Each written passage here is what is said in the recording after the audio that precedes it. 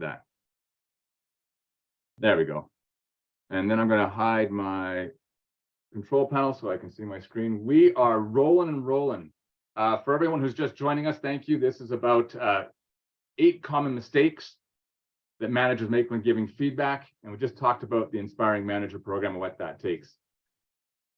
So today's focus is the last principle, which is really facilitating growth. And giving performance feedback is a key part of that. Unfortunately, if you do it wrong and you make mistakes, sometimes it actually has the opposite effect and can make performance worse. And so today's presentation will go through the 8 mistakes to hopefully help you be better at giving feedback, and you can avoid those mistakes. And this is pretty important to your bottom line. I really like this study from Cotter and Heskett for 2 reasons. One, it had a broad spectrum of people. So over 200 companies were looked at, and it was over a long period of time, over 11 years. And when you look at the numbers, they are astonishing. So the 12 firms with performance-enhancing cultures had a net income growth of 756%, where the 20 firms without performance-enhancing cultures only had a net income growth of 1%. Now, that is an incredibly important statistic and shows how important performance enhancement is. And being great at giving feedback is a key element to that. So my goal is, by the end of this presentation, you are going to be much better at doing that. Before we dig into the meat of the presentation, I want to say thank you for being here. As I said earlier, I am committed to helping people create the best possible experience at work. And by you being here, it allows me to do that. I want to also acknowledge that I am on the unceded territories of the Coast Salish peoples, and specifically the Kakite First Nation. And I want to also say a few things about how to participate today. It's incredibly helpful when people are on camera. I understand it is about, so Colin, thank you very much for being on camera. It really helps me to see that what I'm saying is having an impact, and it also encourages me. So it does another thing, and it makes you be present here and has you have the most out of this presentation. Now, as we go through, I am going to say things that you may think I already know that, and in fact, you might know that. But as soon as your mind says those words, you stop looking for how this could possibly impact you. So my request is that you attempt to forget what you know and look at each section with an open mind and see, how does this apply to my life? How can this apply? It may not apply at work. It might apply with your kids or your partner or with your friends. So really look to see how it applies. That is another way that this information will help you. It will get stored and it'll make a bigger difference for you. The last thing is, my request is, because perhaps I'm a bit insecure, I really like to see people engaged in the presentation. So I'm going to incentivize your engagement. Each time you make a comment in the chat, you'll be entered to win a draw to win one of my favorite books on communication. So the kind of things you can put in there are, hey, good point. Wow, I really like that. That was really insightful. Anything that, or just wow, thumbs up, happy face, whatever it is. But each time you do that, you'll give me encouragement, which is appreciated. But additionally, it also keeps you engaged in this moment. So that's how you can participate to get the most from today. I want to talk a little bit about me. A lot of you don't know me well, so I'll just give you a quick moment of my background. I know you're not here to learn about me, so I'm going to be fairly quick, but I've spent over 20 years in leadership roles in various organizations. I have experience as an employee, a manager, in not-for-profit, as an executive director, and as a business owner. And when you're a business owner and you're writing the checks, it's different. And as a manager and you're trying to get the owner to write checks, I understand both sides of that. So I really understand the plight that you're in, regardless of where you're at. In my career, I've specialized in culture transformation, people development, and service excellence, mostly because that's what's the drivers of organizational success. I have been a varied career, professional services. I spent a dozen years working in a law firm. I've been in the hospitality industry. I've worked in construction, nonprofit, entertainment. I developed my own app, so I understand the startups, health and wellness. And my app that I just talked about is designed to help people take action. As a corporate trainer and consultant, which I've been doing for the past 10 years, what I see is the biggest challenge is it doesn't matter how much you know, it only matters what you do. And so I built a technology that's designed to help people take action. All right, I think I've made you wait long enough, so I'm going to dig right into it. So the agenda today, we're going to talk about the 8 mistakes, give you some context for each one. I'm going to, at the end of those 8 mistakes, I'm just going to talk a little bit, how do you go from knowing to doing? Because it's great at the end of this, you might know what those mistakes are, but it's different from knowing them to actually changing your behavior. So we'll talk a little bit about what that takes. And then at the end, if anybody is interested, I'm going to talk about my Inspirational Manager program. I'm going to talk about the logistics of that and also the cost of doing that. And the very end, we'll do questions and a draw, the draw for the book. All right, without further ado, let's get started. I need a sip of water, so I'm going to do that. We've got Knit Ron here, just a sec. This mug I got in Disneyland about 22 years ago on a trip with my now wife. At the time, she was just my girlfriend. All right, so mistake number 1 is defaulting to criticism. And this is one of the default habits. It's really easy when there's a performance issue to think about to criticize or to describe what went wrong. For most people, that actually doesn't have an impact on performance. Criticism is very important for when you're just beginning, for new hires when they don't know how. That's when criticism can have an impact. But even then, it can really it can diminish their self-esteem and have them not feel good. So it's one of those things where it is automatic to say, hey, this is wrong. This is what you need to do differently. But when you look at studies, what you know, or what they show is that if you are a mid-level performer or a top performer, what actually makes a bigger difference in performance is encouragement and praise. So if you really want to improve performance, using encouragement or praise will have a bigger impact. If you do, and criticism can be used, but it's important to have a coaching style relationship with that individual. Many managers make the mistake of thinking that because they're in that role and their role requires them to give feedback, it means that the coaching relationship has been established. But for the vast majority of time, that's not the case. So having a specific conversation with the individual saying, I would like to be able to coach you to improve, and getting that permission can go a long way to having your feedback go from criticism to support. I have to apologize. Even though I put something in front of the door, my cat has made it in and he's attacking my blinds. So just one moment. This is Kuma. Kuma, you're now famous. All right. On your way, dude.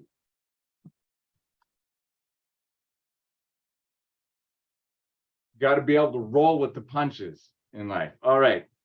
So it's important to have that conversation to establish a coaching relationship, regardless of where your employees are in their cycle. But again, criticism early early in someone's career or when they're just starting, that can have a positive impact on performance. But for everyone else, it likely will have a detrimental impact on performance. And I'm going to show this slide here because many managers really underestimate the ratio that's needed between praise and criticism. So again, another study from the Harvard Business Review, and it showed that the highest performing teams have a ratio of 5.6 praise encouragement conversations or positive interactions for every criticism. 5 to 1, more than 5 to 1. And so when you think about how often you're having positive conversations versus critical conversations, this should give you an inclination about the what it really takes to improve performance. So if you like that, throw a little thumbs up in the chat. If there's anything that was insightful, be like, wow, that was insightful. You don't need to, but if you do that, you get entered into the draw.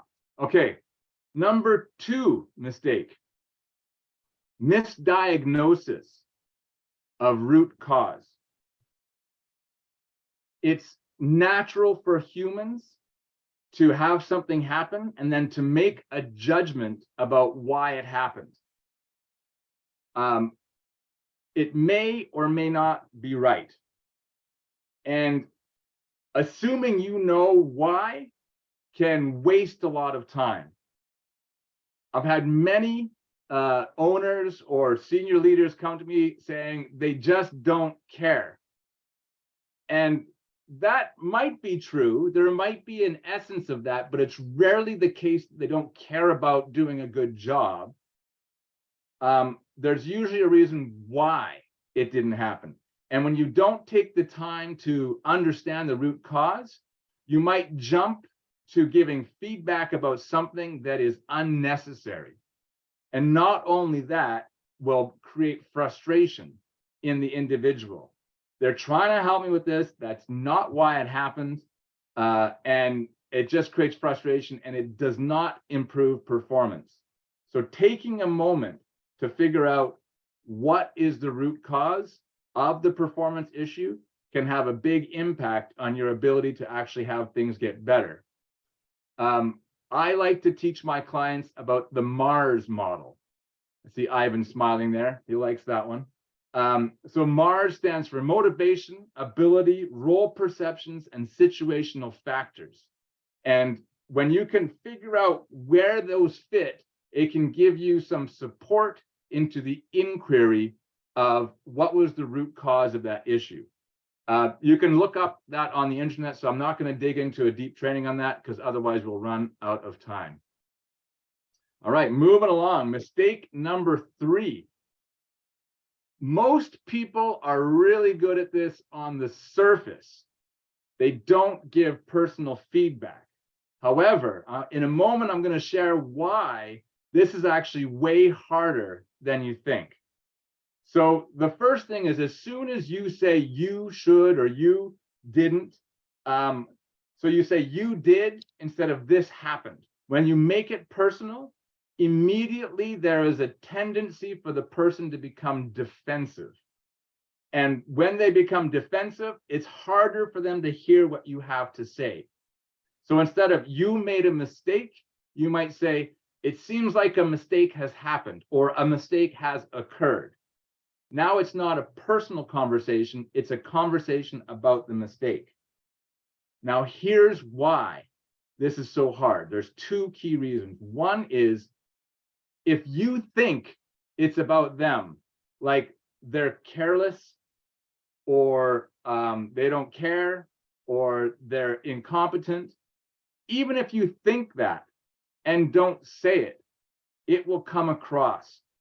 That's called condemnation, where you assign a behavior as a character trait.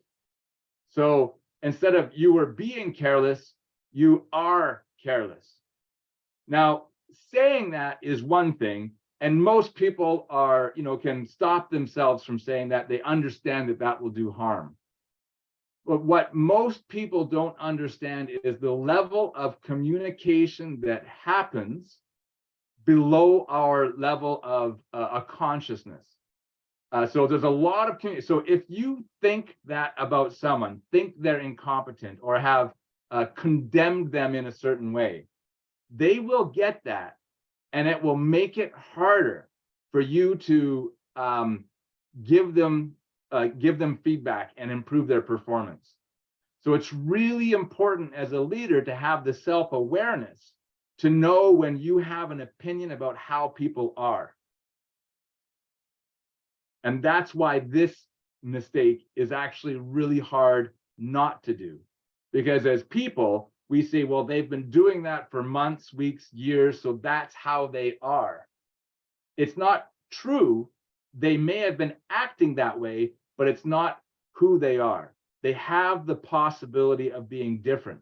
And if you don't allow for that inside your heart and in your mind, it's way harder for them to be able to move into that new space.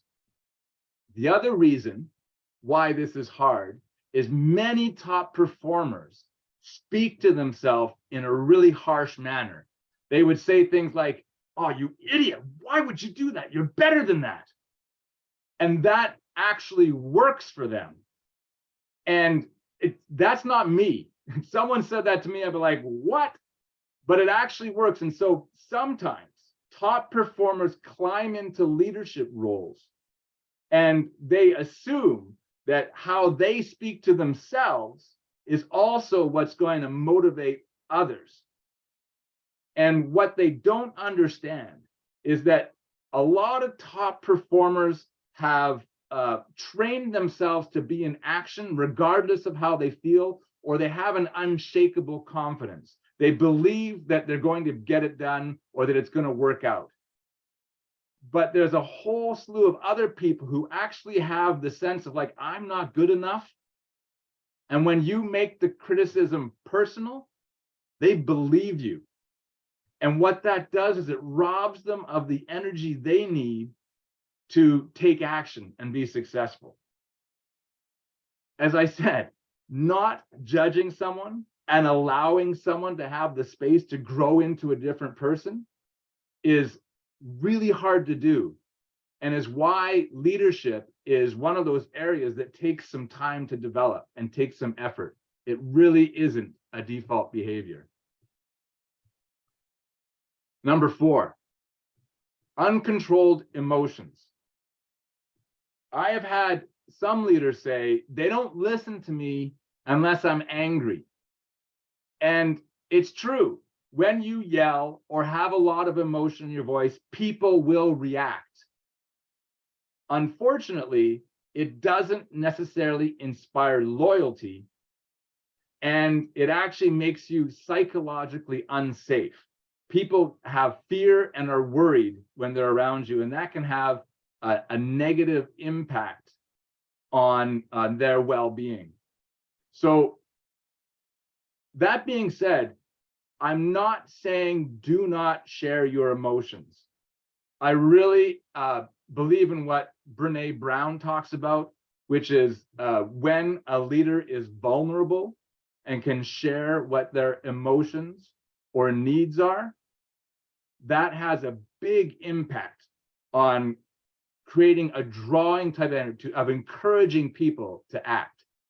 It's just when you're in the throes of the emotion and you're not contained and you haven't had a chance to let them settle down, that's when it becomes dangerous for you to leap right into feedback.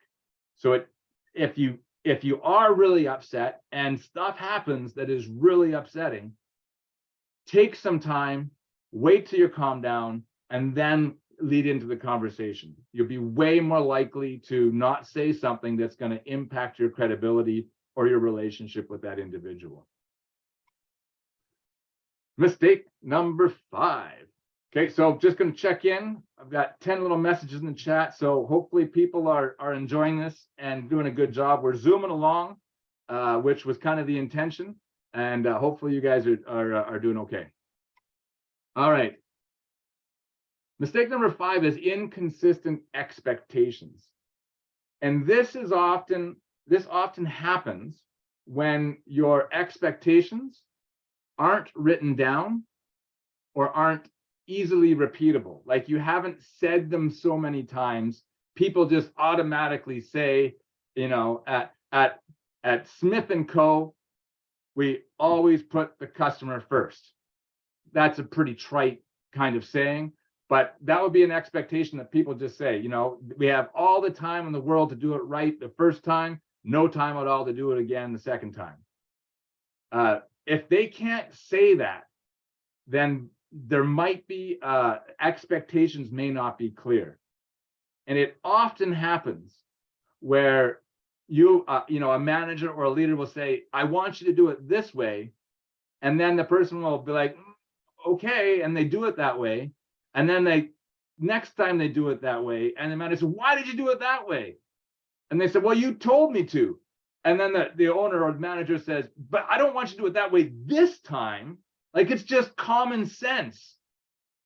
If you have found yourself saying it's just common sense, it's quite likely that expectations aren't clear. Because the reality is that there's no such thing as common sense. There is, you know, if you are all lawyers, if you're all construction workers and you've been in the industry for a while, there's kind of generally accepted ways of being. But a lawyer and a secretary, or, you know, they have a different approach to how they do things. And so thinking that there may be some common sense can really cause issues down the line. So that would create inconsistent expectations. All right. So if you have any questions, keep a note of them, make a note on the notepad. We're going to have a little time at the end. But when you exclaim, this is just common sense, you're actually making all the first 4 mistakes as well. You know, there's uncontrolled emotions, you're making it personal, there's a misdiagnosis, and, you know, and just being critical. So that idea of common sense, so just put that aside, and you'll do much better in terms of giving performance feedback. All right, mistake number 6. No follow-up. Now, if you don't follow up on your feedback, then what can occur is that your employees or your team will be like Charlie Brown in the classroom, and you'll become like Charlie Brown's teacher. They'll understand that they need to listen to you for a period of time, but they don't actually have to understand what you're saying. It'll be like wah wah wah wah wah wah wah wah wah wah wah wah, and they'll nod, and then they'll know they don't have to do anything about it because you don't follow up. Now, yes, there is a sentiment, we're all adults here. I've told you once, you should be able to remember and change your behavior. And sometimes that's true. Sometimes that can work. But for most humans, it takes time to change a behavior, especially if you've been doing something a certain way for time. So as a manager or a leader, if you can be a few reminders. Now, don't forget, when we're doing this, we do this.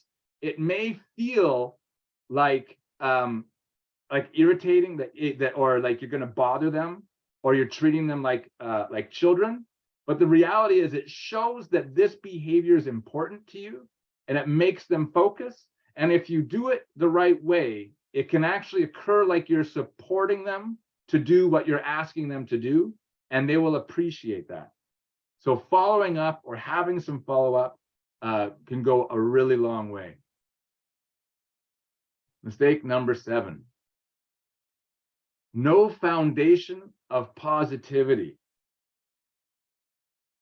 It is, again, a biological wiring for people to want to avoid pain. And when everything that you say is critical, as soon as you come around, you're going to encounter resistance. And remember that ratio of 5 to 1. What does it actually take to create a positive foundation? It's more than you think. And think about this from your personal life. If you're in the middle of an unhappy moment in your relationship with your partner or your kids, and then you try and give them some feedback or make things better, the result is almost always an argument. At least that's my experience. Perhaps you have some magic touch that I don't know about. And it's the same thing for your employees. If you haven't laid the groundwork for a positive foundation, when you give them feedback, it can often occur like, this is time for an argument. Now at home, your kids and your partner will argue with you out loud. But at the office, they'll argue with you silently or behind your back. So by taking the time to lay the foundation of positivity and having more positive interactions than non-positive, the chance of argument and resistance to your feedback is greatly, greatly diminished. And I just want to touch a moment about the happy relationship ratio. The Gottman Institute has been studying relationships for over 40 years. And what they observed is that in order to have a happy relationship, you have to have at least 5 positive interactions for every negative. And so by eliminating negative interactions, these mistakes that I'm talking, you actually make your life 5 times easier.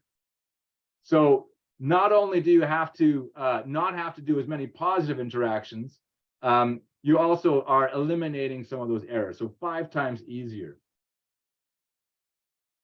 All right, where am I at here? Yes. If you don't have the right ratio, it goes into what's called a negative forming Markov state. Why is it called that? I'm assuming some scientist named Markov came up with it. But what that means is that you easily enter into negativity or argument, and you have a hard time getting out. So if you want to know if your ratio is good, then what you'll notice is that the interaction easily gets into the negative. And then it kind of stays there. It doesn't feel natural to start doing positive things when your things are negative. Either the human side is like, well, I'm just going to be negative too. I'm going to ignore them. But that's why it's challenging to be a leader. You need to be able to overcome your automatic human instincts and act in a way that you know to do instead of maybe what you feel to do. All right, mistake number 8. The wrong reason for compliance. And this is actually pretty tricky to actually get right, because it really takes a bit of a leap of imagination. So the first thing is, when you make a request for a behavior change, what you're looking for is a promise of action on their part. But if the reason they comply is, hey, I'm your boss and you're supposed to listen to me, that doesn't necessarily create loyalty or better performance. Yes, they will do what you ask, but it doesn't, then you are the one who's driving their behavior, and you lose the opportunity to tap into their discretionary effort. And so it takes something to consider, like, the reason you want them to comply is hopefully something they care about. And this actually works in every relationship. I must admit, this is a hard one for my kids, because as their dad, I'm like, you should listen to me. But that's not why I want them to say yes to my request. I want them to say yes because I want to have a happy family, because it'll make it easier for us all to work together. Those are my needs, but I don't necessarily go to that next level. And so it's really easy to stop at the, I'm your boss, you're supposed to listen to me. But when you go to that next level and give them a reason, or help them find a reason that they care about, then you can really tap into a level of loyalty and caring that solves multiple problems. And so that's why having the wrong reason for compliance has a big impact. All right, saw a couple of thumbs up on that one, so thank you. Those are the 8 reasons. And let me just review them quickly. So defaulting to criticism, a misdiagnosis of the root cause, making it personal, having uncontrolled emotions, inconsistent expectations, no follow-up, no foundation of positivity, and the wrong reason for compliance. A high-performance culture doesn't happen by default. It's really hard to do.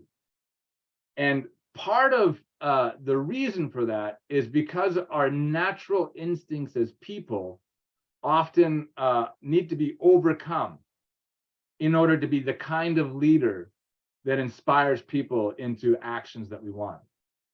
And that's just, that's as we evolve as people, we'll be able to do some of those things. So some of these things you'll be like, I got that nailed, it's all good.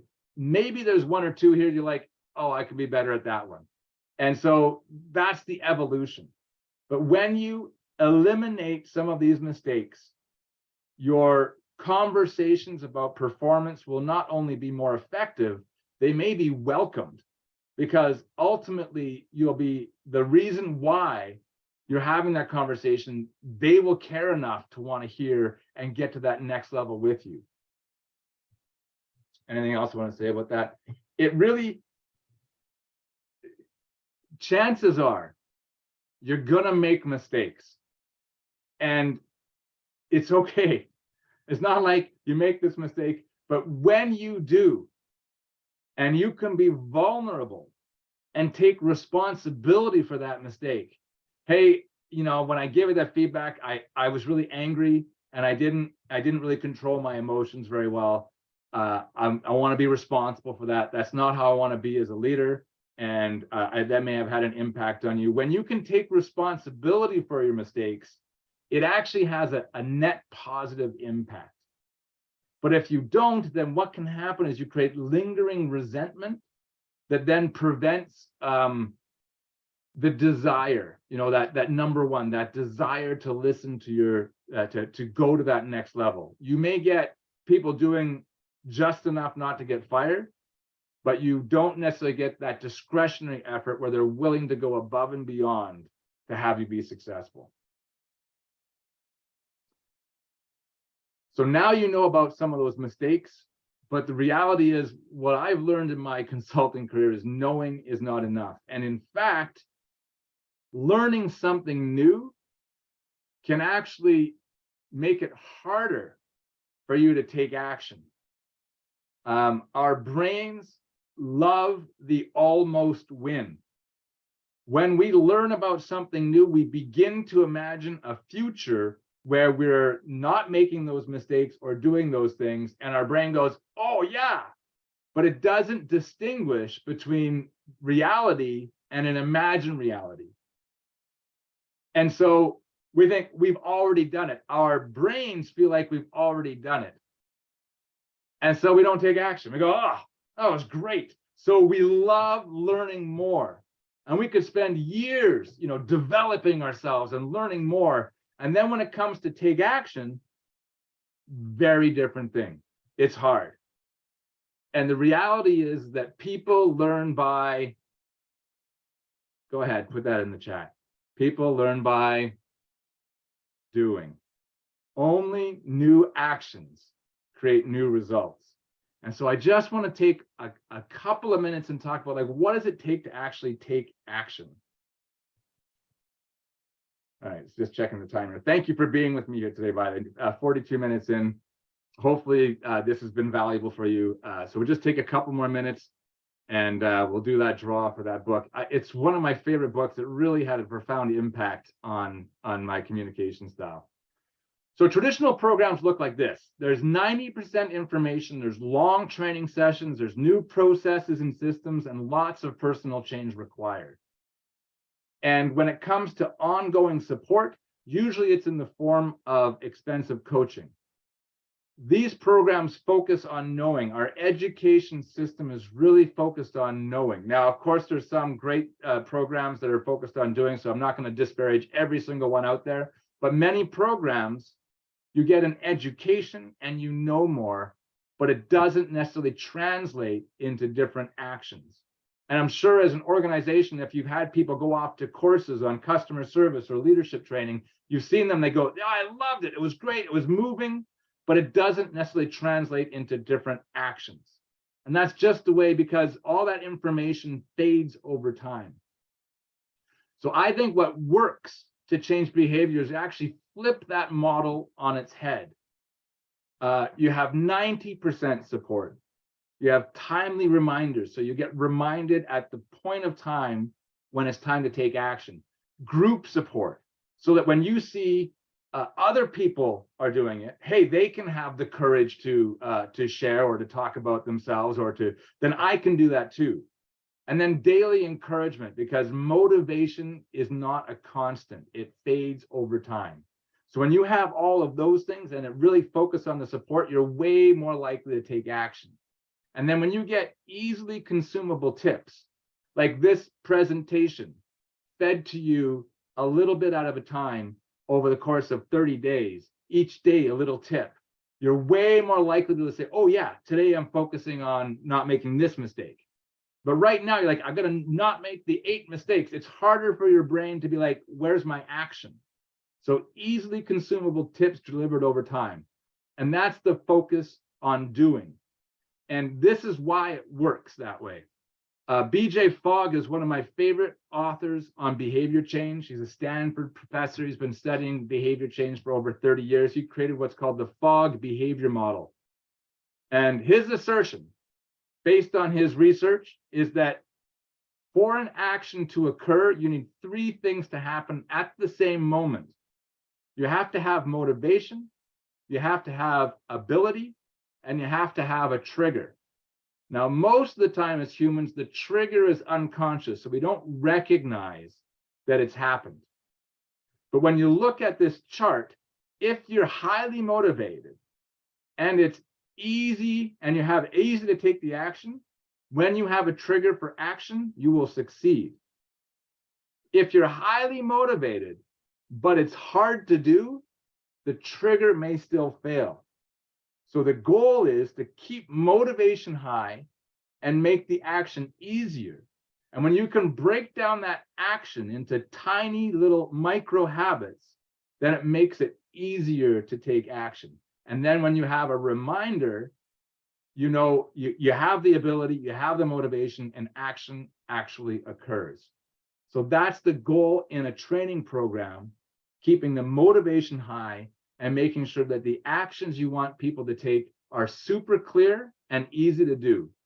So there's no moment where they get triggered. They go, oh yeah, I'm going to appreciate the staff, or I'm going to be encouraging. And then they have to think about, how do I be encouraging? And then the moment's gone and no action occurred. But if they have, I'm going to be encouraging, and tell them how their character, if their past character, their past results is going to make them easily achieve these results. So if they have that as a skill, they say, oh, right, here's what I say in this moment. So that's the key. That's why training programs can actually create action. So that's the little element of how do you go from knowing to doing. So that's kind of the problem I've been focused on fixing or solving. So I developed my own proprietary app, and it's designed to help people develop the new habits in just minutes per day, because people are busy and they're not getting less busy. So being able to do these actions in the in-between times, not doing more, but changing how you're doing what you're doing, that's what creates the better results. And that you don't need more time for that necessarily. There's a little bit of time, of course. So the next part here is, if you're interested, I'm just going to talk a bit about my program. I call it the Inspirational Manager Program. And if you're not interested, totally understand. But it'll only take a couple of minutes. I'd appreciate you listening in case you or someone down the road is interested. As I talked before, there's 3 core principles associated with being an inspirational manager. Principle number one is do no harm. And it requires advanced self-awareness beyond what is typical for what people are needing in regular course of life. Extraordinary listening, not only being able to hear what people are saying in terms of meaning, but also what is their intention, what are their needs behind what they're saying. And that really takes practice and requires some effort. Emotional mastery, the ability to understand that I have an emotion, where that emotion's coming from, how it's impacting me, and how it's impacting others. Understanding that process is very important to doing no harm. And when you do get triggered, no, I am triggered, like this is happening, and understanding what to do about that. Principle number 2 is influencing well-being. And again, I think this is so underrated, and why this is hard for organizations. They think that appreciation and encouragement and these positive interactions are unnecessary or aren't directly impacting success. They want to see things like we got to have conversations about productivity and systems and technology, because those are immediate, and it's easier to draw a straight line between that and increased productivity. And yet study after study shows that when you have this positive environment, you're more productive, you're more profitable, you keep retaining your staff. And so it's really hard for people who are looking at the books to say this is what we want, but it is one of the best ways to do that. So again, teaching people how to give really meaningful appreciation, powerful encouragement, like how do you actually give people courage, give them more confidence. Enabling productivity. Another key, like if people are frustrated because they have to do things 3 times and it just keeps going on and on, it has a big impact on their well-being. When you can solve some of those problems, like instead of having to go across the room to recycle something, you give them a recycle bin right beside their desk. It makes their life better, because how many times do they do that in a day? The last one, facilitating growth, no criticism coaching. We talked a bit about that today. Clear expectations, so important and hard to do. And one trigger or one understanding is when you have an upset or a frustration, instead of communicating your frustration or upset, figure out what was your expectation with regards to that, why that upset, and communicate your expectation. It has a big difference in terms of how it lands on the other side. And the last one, persuasive vision. How do you have a vision that people are excited to be a part of? And that, when you talk about inspiration, most of the time, that's the only thing that people talk about. Well, you have to have a vision. And it is important, but the vision has no impact if people aren't drawn to you because of who you're being. And that's why the last thing is the persuasive vision. So this program is a 90-day program. There's weekly coaching, because that delivers context and customized support. There's daily tips and encouragement through the app. Customized hot reminders. So part of what the app does, it helps you create customized reminders for your specific, what you're working on and when it's going to make a difference for you. Habit focused. So instead of doing a whole bunch of things, a whole bunch of different things, and at the end you did a whole bunch of things, you're focused on developing a habit. So by the end of the program, it's actually embedded into your routine. So it becomes easier. You don't have to think about it anymore. Peer support. Of course, if it's one-on-one coaching, you don't get peer support. But if even just 2 people makes a huge difference in terms of believe that it's possible. Engagement metrics. Really measuring your progress and attaching that and understanding like this. Yes, I'm taking action daily. And progress celebration. Most of the time when we're trying to do something new, we criticize ourselves about what we're not doing. And what we know about habit formation is that habits are formed for a craving, for a reward. And so when we're critical about what we're trying to do, it's antithetical to habit formation, because we actually have a negative association for what we're trying to do. So I force people to celebrate their progress daily, because that micro moment where they have to think about something positive creates that the likelihood and ease and speeds habit creation. So the expected outcomes of the program, of course, integrating and understanding the 9 core skills, improve mental health for the people who are participating in the programs, understand how to positively impact the mental health of others, reduce unwanted employee turnover, such an important thing, increased emotional intelligence and empathy, real comfort and effectiveness with performance conversations. Hopefully you got that, a part of that from today, and you'll practice doing that. And then understanding how to make sure you understand your personal and or organizational expectations. And lastly, of course, how to create and communicate an inspiring vision. The pricing, so the first person is $3,000. That's for the 90-day program. That's what it costs to work with me one-on-one. If you want more people from your organization to come, it's $750 per person. That's basically how long it takes me to, the extra time it takes for each additional person. And what that means is that if you have more people from your organization, the per person cost goes down, like that. So 3 people would be $1,500 per person, for example. If you want to pay monthly, so that's paid in advance. If you want to pay monthly, it's an additional 10%. And if you want me to go in person, which I love doing, it's just the travel time and the expenses. So if you have to fly somewhere, the expenses. If I just have to park, that's also added on. So that's the pricing for the program. And I guess just a bit of why.